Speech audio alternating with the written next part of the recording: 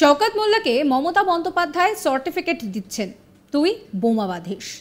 এবার সেই কথাই মনে করিয়ে দিলেন নওশাদ সিদ্দিকী। বুধবার জামিন পেয়ে জেল থেকে বাইরে এসেছেন আরাবুল ইসলাম। আর বেরিয়েই তিনি যা বললেন তাতে কিন্তু রাজ্য রাজনীতিতে নতুন করে শোরগোল পড়ে গিয়েছে। তিনি বলছেন যে আমাকে তো তৃণমূল করতেই হবে। আর এদিকে গোষ্ঠী কোন দলের ঘটনায় জর্জরিত ভাঙড়ের তৃণমূল। আবার কিভাবে শুরু হলো সেই পুরনো ইতিহাস। এদিন নওশাদ বলছেন যে মমতা বন্দ্যোপাধ্যায় ভাঙড়ের অবজারভার হিসেবে শওকত মোল্লাকে পাঠালেন। শওকত মোল্লাকে মমতা ব্যানার্জি সার্টিফিকেট দিচ্ছেন যে তুই বোমা বাঁধিস। যার সম্পর্কে এমন কথা বলছেন সে কি করে শান্তি ফিরিয়ে আনবে?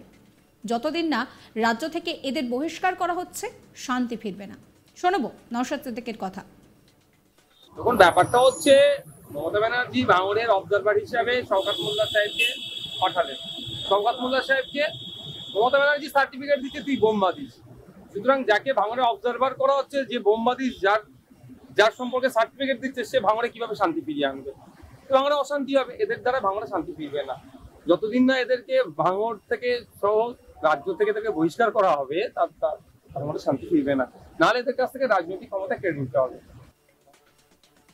নওশাদ আরও বলেন যে পঞ্চায়েত নির্বাচনে আরাবুল ও শওকতের ফলেই অপরাধ হয়। কর্মীরা খুন হয়েছেন, সেই মামলায় আরাবুল জেল খাটলেন। সেই একই মামলা শওকত মোল্লার নামেও রয়েছে, তাকেও গ্রেফতার করতে হবে সেই দাবি করছেন নওশাদ সিদ্দিকী। কি বলছেন তিনি শোনাবো। আপনি একটা জায়গায় বললেন যে শওকত মোল্লাই হচ্ছে প্রধান মানে গন্ডগোল পাকানোর লোক। সেই জায়গায় দাঁড়িয়ে শওকত মোল্লা নাকি আরাবুল কে আপনার প্রতিপক্ষ? দেখুন, পঞ্চায়েত নির্বাচনে শওকত মোল্লা সাহেবের নেতৃত্বে আরাবুল সাহেবকে সহযোগিতাতে এই অন্যায় সংগঠিত হয়েছিল। আমাদের কর্মী খুন হয়েছে, আমরা মামলাও করেছি। যে মামলাতে আরাবুল ইসলাম জেল খেটলেন সেই মামলাও শওকত মোল্লা সাহেবের নামে আছে। আমার ক্লিয়ার বক্তব্য যে শওকত মোল্লা সাহেবকেও গ্রেফতার করতে হবে। সংশোধনাগার থেকে ছাড়া পেয়েছেন আরাবুল ইসলাম, আর তারপরেই তার পাশে এসে দাঁড়ালেন নওশাদ সিদ্দিকী। রীতিমতন গর্জে উঠে বললেন যে আরাবুলকে যে কারণে ধরা হয়েছে তার হোতা তো শওকত মোল্লা, তাকেও গ্রেফতার করা হোক, বিচার করা হোক। আর তার থেকেই প্রশ্ন উঠছে যে এবার কি তাহলে নওশাদ সিদ্দিকী আর আরাবুল ইসলামকে একসঙ্গে দেখা যাবে? যদিও আরাবুল ইসলাম তিনি কিন্তু পরিষ্কার বলছেন যে 1998 সাল থেকে তিনি তৃণমূল করছেন, তাই তাকে তৃণমূলই করতে হবে। কি বলছেন এই নিয়ে নওশাদ সিদ্দিকী শোনাবো। দেখুন, কে ছাড়া পাচ্ছে, বিরোধীদের কে দলে যাচ্ছে সেটা তো ব্যাপার নয়। যখন এদের দেখলাম, যখন ইচ্ছে হয়েছে ধরে ভরে দিয়েছে, আবার যখন হয়তো ইচ্ছে হয়েছে তাকে বার করিয়েছে। তারপরেও বলবো আরাবুল ইসলাম যে অনৈতিক কাজ করেছিল পঞ্চায়েত ভোটে, সে অনৈতিক কাজের মূল হতে হচ্ছে শওকত সাহেব। যে মামলায় আরাবুল ইসলাম সাহেব জেল খাটলেন সে মামলায় এখনো শওকত সাহেব অ্যারেস্ট হলো না কেন, সে দাবি আমি বিগত দিনে তুলেছি, আজকেও তুলছি।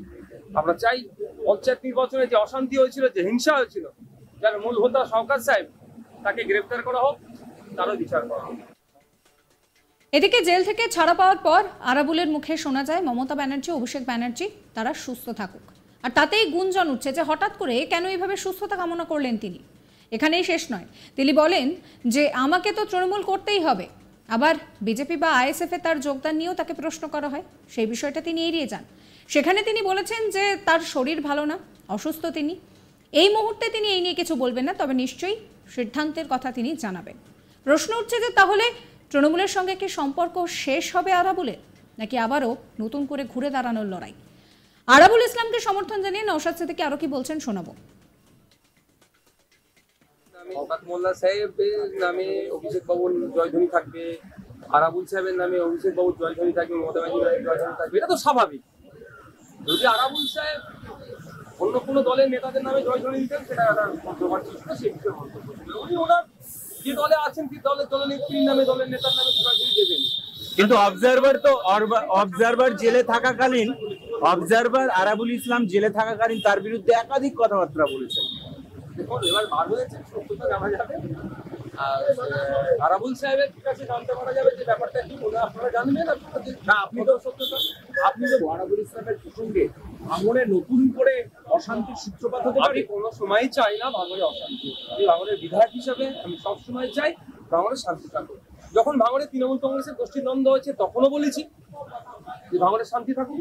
যখন আইএসএফ এর কর্মীদের হত্যা করেছে তখন আমি আমার কর্মী সমর্থকদের বলেছি শান্ত থাকুন, ভাঙড়ে শান্তি রাখতে হবে। এবং আপনারাও দেখিয়েছেন যখন ভোট পঞ্চায়েত নির্বাচনের প্রাককালে আমি মমতা ব্যানার্জি মহাশয়কে আমি প্রস্তাব দিয়েছিলাম ভাঙড়ের শান্তির জন্য যদি চান আমরা সমস্ত পঞ্চায়েতের প্রার্থী তুলে নেবো ভাঙড়ের শান্তি চান প্রতিষ্ঠা করবো।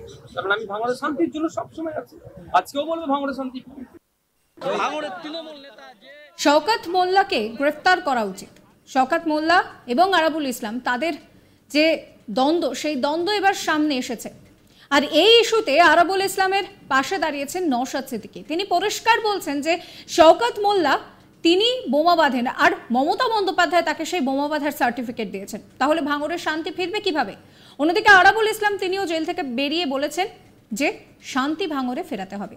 এই সমস্ত কিছু নিয়ে আরাবুল ইসলামকে সমর্থন করে শওকত মোল্লার থেকে আঙুল তুলে নওশাদ সিদ্দিকী কি বলছেন শোনাবো আপনাদের।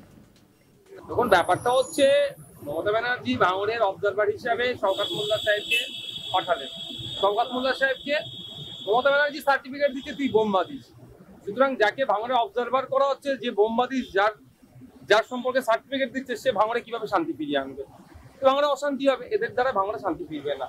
যতদিন না এদেরকে ভাঙড় থেকে সহ রাজ্য থেকে বহিষ্কার করা হবে তার ভাঙড়ে শান্তি ফিরবে না, নাহলে এদের কাছ থেকে রাজনৈতিক ক্ষমতা কেড়ে নিতে হবে। আপনি একটা জায়গায় বললেন যে শওকত মোল্লাই হচ্ছে প্রধান মানে গন্ডগোল পাকানোর লোক, সেই জায়গায় দাঁড়িয়ে শওকত মোল্লা নাকি আরাবুল কে আপনার প্রতিপক্ষ? দেখুন, পঞ্চায়েত নির্বাচনে শওকত মোল্লা সাহেবের নেতৃত্বে আরাবুল সাহেবকে সহযোগিতাতে এই অন্যায় সংগঠিত হয়েছিল। আমাদের কর্মী খুন হয়েছে, আমরা মামলাও করেছি। যে মামলাতে আরাবুল ইসলাম জেল খেটলেন সেই মামলাও শওকত মোল্লা সাহেবের নামে আছে। আমার দেখুন, কে ছাড়া পাচ্ছে, বিরোধীদের কে দলে যাচ্ছে, সেটা তো ব্যাপার নয়। যখন এদের দেখলাম, যখন ইচ্ছে হয়েছে ধরে ভরে দিয়েছে, আবার যখন হয়তো ইচ্ছে হয়েছে তাকে বার করিয়েছে। তারপরেও বলবো, আরাবুল ইসলাম যে অনৈতিক কাজ করেছিল পঞ্চায়েত ভোটে, সে অনৈতিক কাজের মূল হতে হচ্ছে শওকত সাহেব। যে মামলায় আরাবুল ইসলাম সাহেব জেল খাটলেন, সে মামলায় এখনো শওকত সাহেব অ্যারেস্ট হলো না কেন, সে দাবি আমি বিগত দিনে তুলেছি, আজকেও তুলছি। আমরা চাই পঞ্চায়েত নির্বাচনে যে অশান্তি হয়েছিল, যে হিংসা হয়েছিল, যার মূল হোতা শওকত সাহেব, শওকত মোল্লা সাহেবের নামে অভিষেক বাবুর জয়ধ্বনি থাকবে, আরাবুল সাহেবের নামে অভিষেক বাবুর জয়ধ্বনি থাকবে, মমতা ব্যানার্জির জয়ধ্বনি থাকবে, এটা তো স্বাভাবিক। যদি আরাবুল সাহেব অন্য কোনো দলের নেতাদের নামে জয়ধ্বনি দিতেন, সেটা একটা কন্ট্রোভার্সি ছিল, সেই বিষয়ে মন্তব্য ছিল। উনি ওনার যে দলে আছেন, কি দলনেত্রীর নামে, দলের নেতার নামে জয়ধ্বনি দেবেন। কিন্তু অবজারভার জেলে থাকাকালীন, অবজারভার আরাবুল ইসলাম জেলে থাকাকালীন তার বিরুদ্ধে একাধিক কথাবার্তা বলেছেন। দেখুন, এবার বার হয়েছে, সত্যতা জানা যাবে। আর আরাবুল সাহেবের কাছে জানতে পারা যাবে যে ব্যাপারটা কি, আপনারা জানবেন। সাবস্ক্রাইব করবেন আজ তাক বাংলার ইউটিউব চ্যানেলকে, ফলো করবেন হোয়াটসঅ্যাপ চ্যানেলও।